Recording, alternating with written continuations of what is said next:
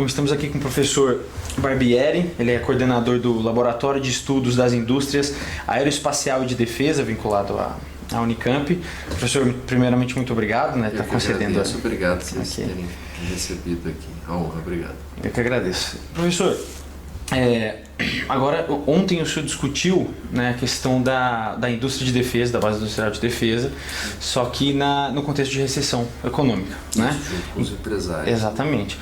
E aí, a pergunta que fica, então, se a gente tem uma restrição do orçamento para fazer esses investimentos, enfim, a grande pergunta que fica é de onde vai vir essa verba para poder continuar o PAED, por exemplo, ou continuar esses projetos.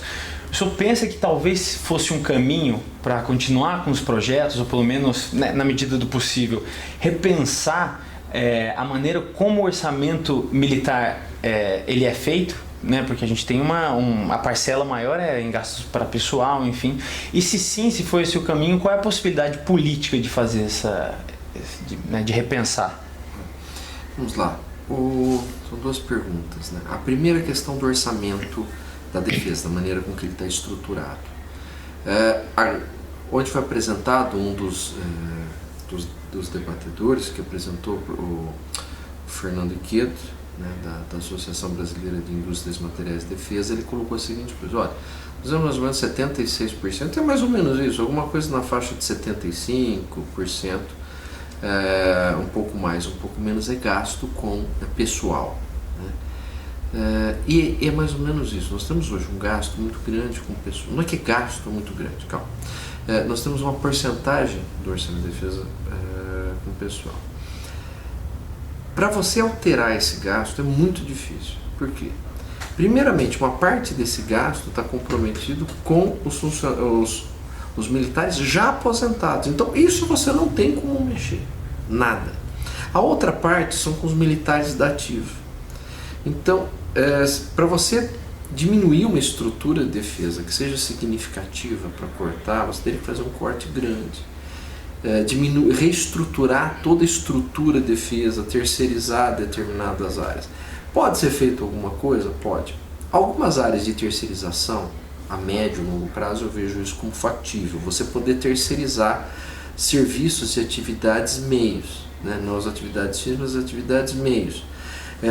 Muitas atividades, até inclusive na área de manutenção, alimentação, isso daí poderia ser feito.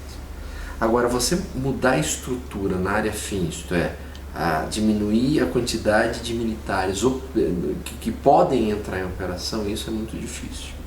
Como é muito difícil, eu acredito que não é tão feio. Por que difícil? Primeiro, que você teria que mudar a estrutura. Segundo, que você teria que convencer os militares de que isso é algo que seria algo viável e interessante. Eu acredito que a área meio eles até concordem, até aceitem, até queiram fazer isso, alguns deles. A área fim eu acho que é difícil. Tá? Apenas vai ser uma decisão política. Agora, mesmo que haja uma decisão política para eu cortar o conjunto, de diminuir o número de pessoas que estão dentro das Forças Armadas para ter um menor gasto com o pessoal, o que nós vamos ter? Um resultado só a longo prazo. Porque mesmo esses que eu estiver agora, digamos, colocando na reserva, eles vão estar onerando o orçamento ainda por muito tempo por estarem na reserva. Então eu não vejo isso, infelizmente, como saída. Eu acredito que isso daí, na minha opinião, não deve ser tratado como saída para recursos de investimento na defesa. Deve ser tratado como maneira de você ter uma maior eficiência a longo prazo dentro das Forças Armadas. Não é daí que vai vir recurso. Eu não vejo, infelizmente, ou felizmente, mas eu não vejo essa maneira de você. Você pode, não é uma empresa, eu vou investir, demite e sobra para investimento. Segundo, que você pode ter um problema sério. Na hora que você cortar o gasto com o pessoal, quem garante que também não vão cortar os investimentos? Também não vão cortar os investimentos se for menor. Tem que criar outros mecanismos. Nesse sentido de outros mecanismos, o deputado Nelson Pellegrino, há um tempo atrás, né, que talvez até no início do ano passado, talvez, não vou me recordar agora a data em específico, ele sugeriu que talvez fosse uma opção interessante que o Brasil desenvolvesse um mecanismo de financiamento extra-orçamentário parecido com o que a gente tem no Chile, com a lei do cobre, né? Só que baseado nos royalties do petróleo, né? Seria uma maneira de garantir uma permanência do financiamento para a defesa, a depender, né? Pode ser que mude o governo, tenha uma crise, alguma coisa assim, a defesa está garantida. O que o senhor acha? Você acha que seria uma boa opção ou seria... Porque no Chile ela tem também, tem as suas vantagens, mas tem também as suas desvantagens, porque aí os investimentos são feitos baseados em variações de mercado e não na... Preço do cobre. Exatamente.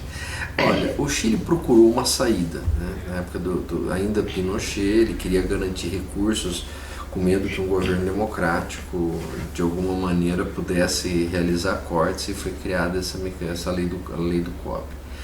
A questão de royalties, utilizar royalties e parte dos royalties ser destinados para alguns fins públicos, por exemplo, educação, saúde ou defesa, isso não é incomum. Eu não vejo isso como algo ruim dentro do Brasil. Eu acredito que os recursos do pré-sal, que são bastante volumosos, se você utilizar parte desses recursos para destinar a investimentos em defesa, eu não vejo como algo ruim, desde que seja investimentos em defesa, não gastos em defesa, né? Sejam direcionados realmente para investimentos em defesa. O que poderia se pensar é, esse mecanismo, você criar talvez um fundo, né? Um fundo mais perene, exatamente para você diminuir a volatilidade que você tem. Então, se você cria um fundo, né? Aquele fundo você vai retirando uma parcela dele mais regular ao longo do tempo. Então, eu consigo esse ano eu consegui, por exemplo, uma reserva de 3 bilhões de reais, né? Então, vou tirar 2. O ano que vem eu consegui 4, você vai tirar 2,5. Outra vez você conseguiu 2, você vai ter 2. Outra vez caiu para 1, você vai lá e tira 2, porque você conseguiu regularizar, uma das maneiras. O problema maior é a volatilidade. A outra coisa que é importante é quando vai se fazer os projetos de defesa, que eles estejam adequados à realidade. Claro que nós precisamos de todo um conjunto, ninguém está questionando aqui a necessidade de sistemas de monitoramento.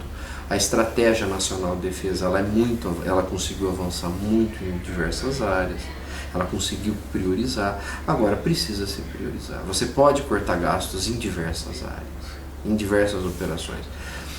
Por outro lado, você tem que preservar o que é projeto estratégico. Aí teria que se criar alguns mecanismos, além do extra-orçamentário, alguns mecanismos legais para se fazer isso. Procurar colocar projetos onde você não possa contingenciar mais do que uma determinada porcentagem. Por exemplo, você poderia fazer, vamos imaginar um projeto estratégico como o KC-390.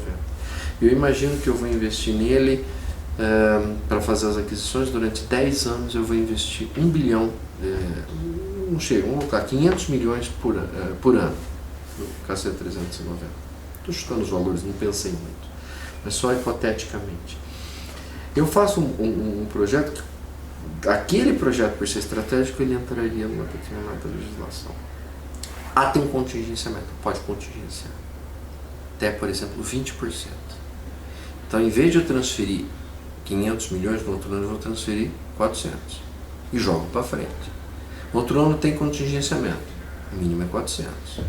Então eu vou garantir pelo menos uma porcentagem de 70% a 80%. No mínimo uma porcentagem de 70% a 80% por garantia. E daí para frente, o que poderia acontecer? Se você tiver muito tempo de contingenciamento, você vai atrasar o projeto. Em vez de você fazer a compra em 10 anos, você vai comprar em 12. Mas não é algo que vai prejudicar, você tirou um pouco da volatilidade.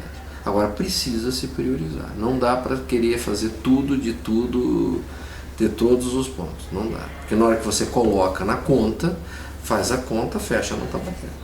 Agora, se você priorizar os projetos estratégicos, interessante, você não pode... eu vou construir uma casa, quero uma casa linda, bonita, uma casa de 2 milhões de reais, mas você tem quanto por mês para construir essa casa? Então não podemos dar também o passo maior que a perna. Seria interessante que aumentasse o orçamento. Primeiro, então, cortar, nós já vimos que é praticamente inviável. Se fizer o corte, isso só a longo prazo. Precisa verificar se é viável e conveniente. Então, duas coisas. Para mim, eu não vejo... Na área meio, eu acredito que é conveniente. Na área fim, o que você pode cortar tanto? Segundo, você não tem, provavelmente, ainda mais as disputas que são feitas no orçamento, na hora que você colocar, mesmo que você colocasse para o público, algumas pessoas questionam, deveríamos colocar para o público, fazer uma votação, plebiscito. Pelo amor de Deus, não façam isso. O nosso tema, infelizmente, não é necessário, é estratégico, é um tema de Estado, das pessoas que têm que visualização de longo prazo. A pessoa que está com problema, que está esperando 5 horas na fila da saúde, ele não está preocupado com o problema do Estado, ele está preocupado com a saúde dele, do filho dele, da escola, da educação. Não estou dizendo que está errado. Então, a disputa de orçamento com a área de saúde, com a área de educação e outras áreas sociais, segurança pública, são muito grandes. Então, as chances de nós passarmos de 1,5% para 2%, que já seria um ganho ótimo, eu não vejo tão fácil. Teria que ter uma situação de maior crescimento, nós tentarmos fazer algum crescimento. Seria muito bom se nós conseguíssemos sair de 1,5% do PIB para 2% de gasto em defesa. Aí seria um grande ganho que nós teremos. Mas eu acho que isso tem que ser planejado a longo prazo, calculado a longo prazo. Agora, você não pode, hoje, se nós temos 1,5%, querer fazer projetos como se nós tivéssemos 3% do PIB. Calma, aí também não funciona. Vão acontecer contingenciamentos, problemas que existem. E agora, referente à produção do setor de defesa no Brasil, no planejamento que a gente fez, o senhor consegue identificar que nós estabelecemos um nicho para a nossa produção? Que a gente falou, olha, esse nicho aqui é o que a gente deve ocupar, baseado numa análise mais ampla do mercado bélico internacional, e é aqui que a gente deve ocupar e é aqui que a gente vai prosperar? Não vejo como nicho, eu vejo como em alguns casos você tem alguns nichos, você pode estabelecer ganhos onde você tem, a palavra nicho é onde você ganha alguns segmentos de mercado, onde você consegue estabelecer uma competitividade em âmbito internacional, disputar em âmbito internacional. Sim, o Brasil tem vários que conseguem fazer isso, mas eu acredito que pelo menos uma outra grande parte, que a maioria, você vai conseguir atender apenas para o mercado interno. Ou majoritariamente o mercado interno.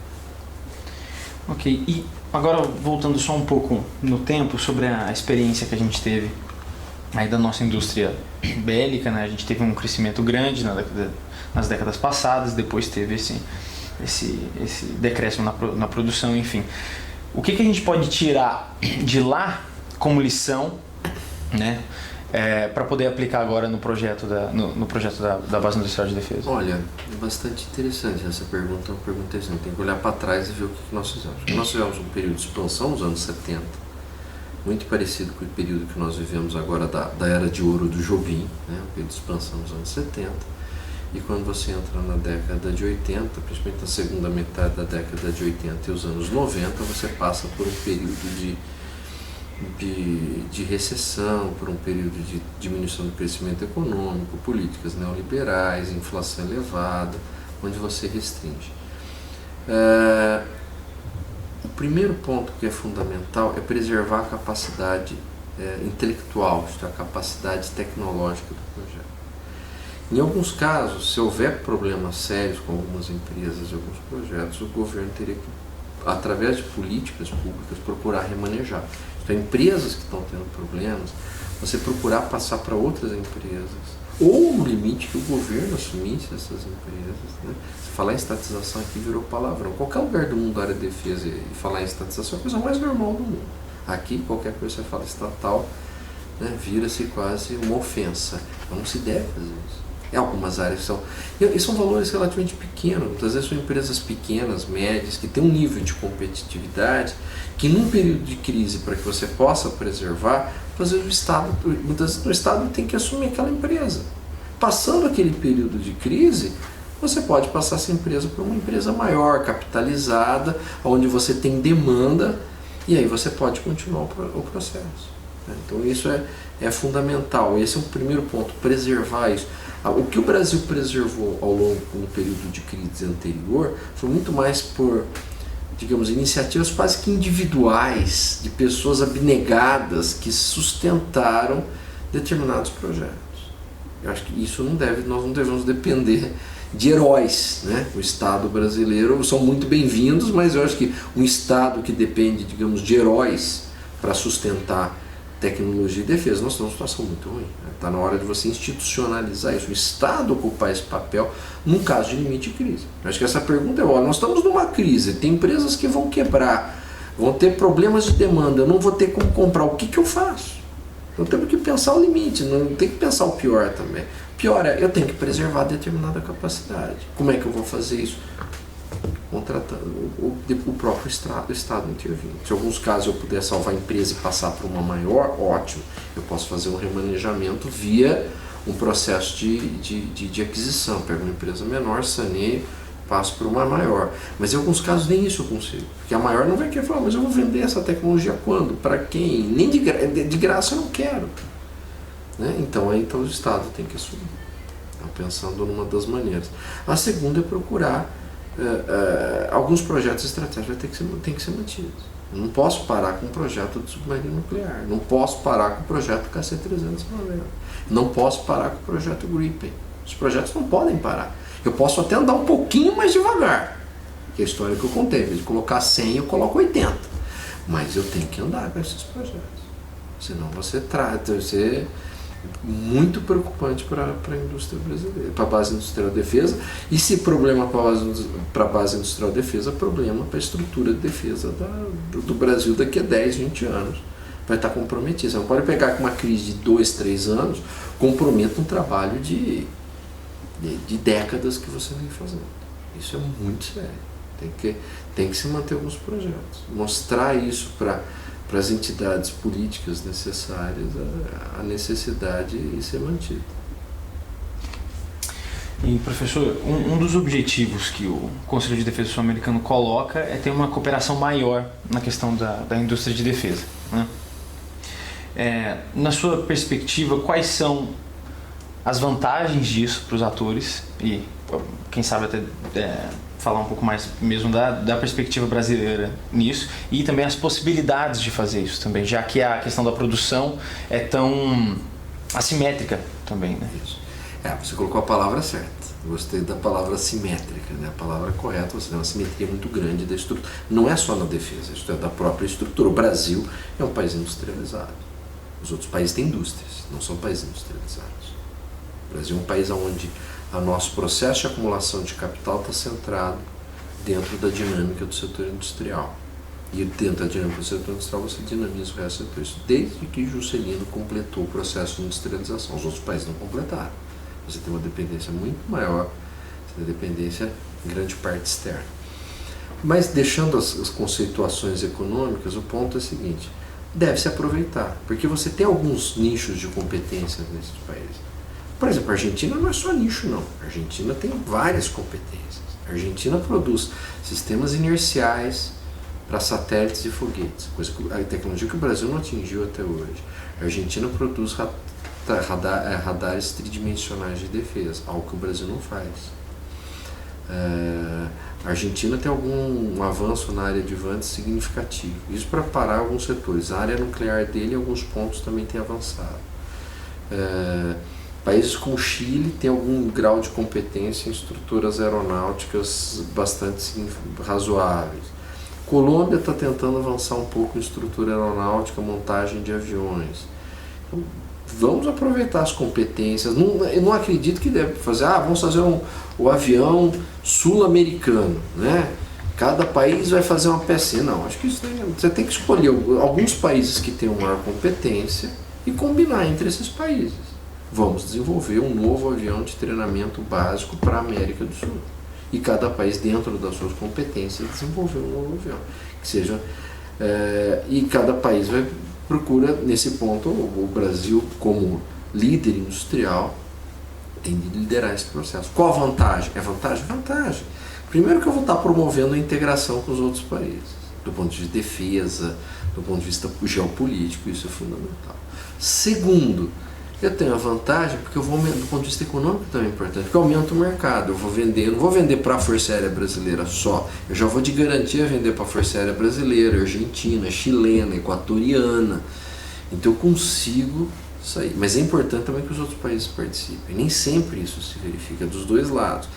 Aí tem que entrar fundamentalmente a questão do Brasil. Aí é uma política uma política de Estado do Brasil, de relações internacionais fortes, uma política de Estado forte com esses países. Porque esses países têm comprado. E muitas coisas não têm comprado no Brasil. Recente, por exemplo, Bolívia e Venezuela, que são países, digamos assim, ditos progressistas e têm avançado em alguns setores aqui, você vai ver o que eles compraram. O produto russo, o produto chinês. Recentemente a Bolívia contratou todo um sistema de controle de defesa aérea, um sistema foi contratado da França. O Brasil tem toda a competência técnica de ir lá e fazer, você imagina, tranquilamente. O Brasil tem competência, tem empresa que pode ir lá e comprar. Tudo bem, tem coisas que o Brasil não pode oferecer, ou tem restrições, que algum componente embarcado é americano, etc. Tudo bem, eu vou vender o Super Tucano para a Venezuela, não consigo vender. Pode acontecer, mas são raros os casos, isso é muito pouco. Por exemplo, o que teria de restrição para o Brasil vender o sistema de defesa aérea de monitoramento aéreo da Bolívia? Nenhum. É tudo feito no Brasil, basicamente software. Nós temos empresas que fazem isso. Aí você já podia aproveitar, coloca a Argentina, olha, vende o radar tridimensional junto. Nós vendemos o radar bidimensional, integra o sistema e vende para a Bolívia. É a hora de ter integração, de conversar. Eu acho que é muito interessante a integração. É fundamental a integração em defesa. Mas ela tem que sair da retórica e tem que ir para a prática. O que vocês querem? Bolívia, sentar na mesa e falar, Bolívia, o que vocês vão comprar? Nós estamos precisando disso. Alguém aqui tem condições de oferecer? E assim por diante, Hotel Brasil e outras coisas. Olha, nós queremos desenvolver um fuzil, nós estamos desenvolvendo um fuzil. Alguém mais quer comprar? Vamos produzir mais esse fuzil. Escala é fundamental. Mas é pouco. É pouco, não é tão pouco. Um pouco da Bolívia, um pouco da Argentina, da Venezuela, da Colômbia, se torna um mercado grande. Não é pouca coisa. Por exemplo, um sistema de defesa aérea da Bolívia, poxa vida, são valores bastante elevados. Então, é a maneira que eu vejo. Ok, a gente conversou bastante agora sobre a questão mais interna, doméstica da base industrial, da produção de armamentos, enfim. Mas agora olhando um pouco mais para fora, a gente tem, grosso modo, mais ou menos duas tendências. Uma é um aumento na produção, aumento nos custos de produção de sistemas de armas ou de materiais bélicos, mas também tem um decréscimo também nos gastos militares no mundo, né? O que torna bastante complicado, principalmente para os países igual ao Brasil, que tem uma dependência das exportações muito acentuada, né? Porque a absorção interna pelo Estado ela é mais limitada. Como é que fica então para o Brasil, que tem essa dependência para exportar e para ganhar escala, igual o senhor falou? Porque, você está só para compreender direito, você está colocando que os equipamentos de defesa, os produtos de estratégia de defesa estão cada vez mais caros, é isso? Sim, mais caros e os clientes estão gastando cada vez menos. Cada vez menos. Isso é um ponto, isso é um fato. Sim, isso é um fato. Sim. E a questão não é uma questão do Brasil, sim, isso mas é uma questão do mundo. Sim, claro. Claro que você dificulta.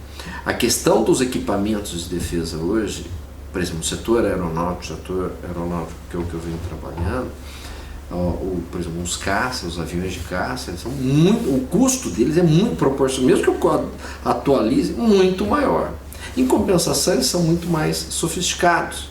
Então, um avião de caça hoje não tem mais um avião interceptador, um avião de ataque, um avião de reconhecimento, como eu tinha nos anos 70, 80. Hoje, um avião de caça é um avião multifuncional. Ninguém hoje nem fala mais. Antes até colocavam isso como propaganda, né? A França, principalmente, gostava de colocar um multiroller. Não, hoje nem coloca, porque todo avião de caça tem de ser um multifunção. Então, vou ter uma demanda menor, porque eu vou ter que gastar mais dinheiro, mas esse avião daqui, em compensação, cumpre a função de 3. Então, vou ter uma demanda menor. Essa questão da escala é um problema mundial e para o Brasil passa a ser maior. Quem que ganha com isso? Países que ainda têm uma escala interna grande, por exemplo, Estados Unidos, Europa. Um dos pontos foi o que você colocou na questão anterior, nós temos que procurar escala via regional, um pouco do que a Europa fez. Claro que aqui nós não estamos na União Europeia, mas a Europa caminhou muito. Os países vão se unindo, vão ganhando escala e vão vendendo entre eles. Daí eu consigo ganhar escala, consigo diminuir um pouco o custo, daí eu consigo exportar. Então esse é o caminho. Eu acredito que o caminho da integração, mas uma integração de fato que possa ser utilizada, é uma das vantagens. A outra é que eu tenho que operar em nichos. Quando eu puder operar em nichos, que eu tenho competitividade internacional. Então, se eu tenho aqui eu tenho nicho para eu ter competitividade internacional, vamos ter que entrar com nicho internacional. Posso entrar e vender para o mundo inteiro. Eu tenho competência para vender para o mundo inteiro. Então aí eu tenho que olhar o mundo. Só que nós não devemos usar uma regra para tudo. Tem setores que temos competitividade ou podemos conquistar essa competitividade. Tem setores que nunca vamos conquistar a competitividade, mas são importantes para nós. Fundamentais. Por exemplo, fabricar submarino nuclear. Ninguém está imaginando que o Brasil vai exportar submarino nuclear. Até por uma questão estratégica. Nem que quisesse, ele não vai exportar. Por uma questão estratégica. E também ninguém vai gastar uma fábula para comprar um submarino nuclear. Talvez a Índia, acho que é o único país que compra submarino nuclear. Mas provavelmente já compram dos russos, não vão precisar da gente. Nesse sentido, o que nós temos? Tem setores que você vai operar com custo elevado e pequenas vendas. Você já tem que estar preparado para isso. E o Estado vai ter que pagar o custo disso. Não tem jeito, é a regra. Não é empresa, não pode querer... Empresário, em qualquer setor, seja no setor de alimentos, calçados, defesa, ele tem uma função: acumular capital. Se ele não fizer isso, ele quebra. Não é uma questão de retórica. O empresário tem que ser bonzinho, investir na social. Quem tem que ser nacionalista, quem tem que se preocupar com a área social, meio ambiente, é o Estado. E aí, colocar regras que os empresários obedeçam. Olha, você não pode colocar uma fábrica de ácido sulfúrico aqui no centro de São Paulo, que polui e vai matar as pessoas.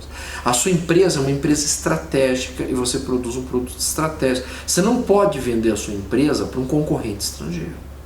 Isso é regra. Quem impõe essa regra não é o empresário. Não esperemos que o empresário, seja brasileiro, japonês, coreano, quem quer que seja, que ele vá cumprir. Quem tem que colocar essas regras é o Estado.